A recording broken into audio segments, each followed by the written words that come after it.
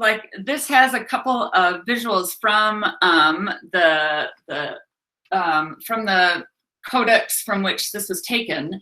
And it would have been fun to have you like read out of here, but number one, it would be like 25 pages, but like, look, and now they entered the cold house. There are countless drafts, thick failing hail. So although Xibalba wanted them to die there, they did not. Oh, the cold dissipated because of the boys. They did not die, but were alive when it dawned. Like, why haven't they died? They were amazed. And then they entered the jaguar house. Don't eat us. There is something that should be yours, Jaguars are told, and then they scattered bones. So it's like all fun and games and neat. But I wanted to show you,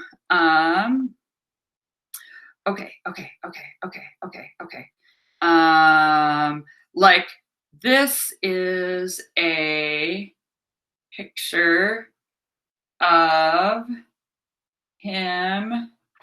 I think like this is a picture of them dropping a ball, which is actually this head, I think, but it also says that there's the gourd, which is, I think, this guy in the game of ball. That's from a place in Copan. All right.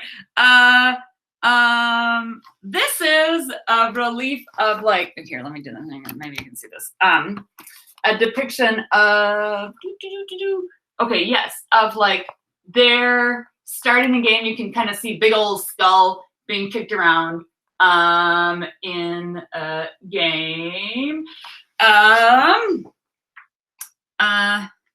Oh, here is a picture of the toad that swallowed the flea that was bringing the message. Like, amazing. I love it so much. This is a picture of Hunahpu without his head. I love it. Okay. Hunahpu is disguised as a thunderbolt god, about to swing a lightning strike axe, a catfish barb, etc., etc.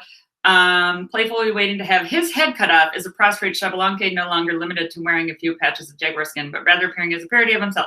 And then there is a skeletal Xibalban, and then a dog who wags his tail, having survived his own decapitation. So if we look at this, we have weird skeleton, and then my favorite piece, the happy dog who survived his own decapitation. Fascinating.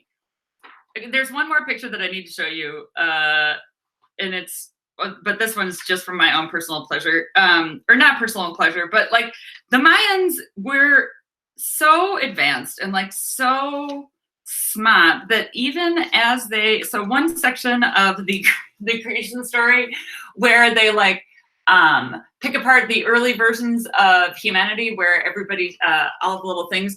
So this picture shows like a vulture going after an early human. And as the little depiction says, like they have depicted the optic nerve that connects the eyeball to the inside of the skull. Amazing. Like I can't handle it. It's so funny, even though violence is not the answer. Okay.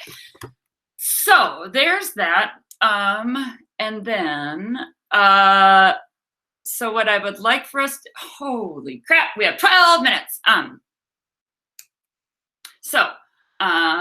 Then the thing that happened, or that I had people doing, was joining this funky pear deck. Not you, go over here. Okay, so now let's try this so that it wasn't just you guys listening and me talking. All right, let's see what people are coming up with. Yeah, I know, I love it. Yep. Yes, like ninja, I can take care of business. Yes, yes, I really like that. That's a really good point.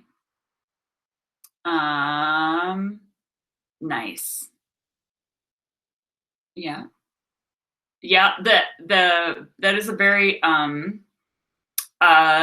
it's interesting. I once had a conversation with my dad's cousin who lives in Norway, and because of like their grandfathers, you know, there were sons that stayed in Norway with their children, and then other sons that came to the United States, and so they must be second cousins. Anyway, and we were talking about the difference between where like living in the United States, if a building has been, you know, standing for 100, even 200 years, like that seems like a really long time. And then there are like, you know, places in Norway and in various places in Europe where it's like, no, this building has been here for 1,000 years. Like it's a different sense of it's just a way different sense of where you fit in the order of things and kind of like I don't want to say inertia of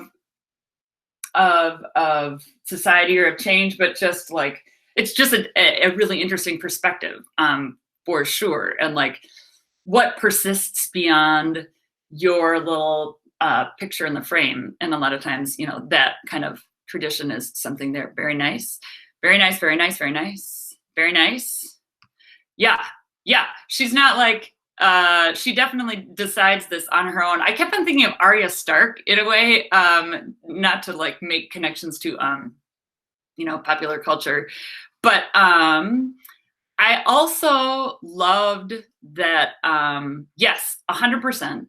I love the line from the people who had fought with her, who she was like, you're going to get wigged out. And then they were like, well, I mean, you know, we had 12 years of knowing and seeing who you were, and those like that person is still here, like, you know, which I thought was a really neat, you know, whenever that was written in, you know, whether it's part of the 14th century writing a play about it or the 8th century, blah, blah, blah.